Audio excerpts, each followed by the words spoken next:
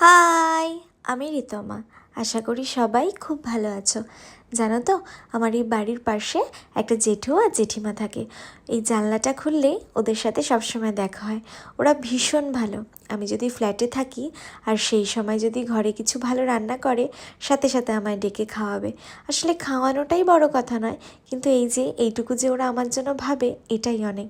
খোঁজ নেওয়া, বেশি দিন ফ্ল্যাটে না দেখতে পারলে ফোন করা, খুবই ভালো গো ওরা। যাই হোক, আজকে একটা কাজ নিয়ে বসেছি। কী কাজ বলো তো? এই যে ওয়ার্ড্রপটাকে এই ওয়াল থেকে ওই ওয়ালে সেট করছি। আসলে আমার একটা অভ্যেস আছে, বেশি দিন ঘরের এক সেট আপ আমার একদম ভালো লাগে না। মনে হয় একটু চেঞ্জ করি, মনটাও ভালো লাগে, দেখতেও ভালো লাগে। আর আমি ঘর গোছাতে ভীষণ ভালোবাসি, আগেও বলেছি। আমি এই অভ্যেসটা মার থেকে পেয়েছি। আমার মাও ঘর গোছাতে ভীষণ ভালোবাসে, আর আমিও। কিভাবে কোন জিনিস কোথায় রাখলে কতটা সুন্দর লাগবে সবসময় এটাই চিন্তা করতে থাকি। আর ওয়ার্ড্রপটা এই ওয়াল থেকে এই ওয়ালে নিলাম কারণ আমি এখানে একটা জিনিস সেট করব। ওটা তোমরা কালকে দেখতে পারবে।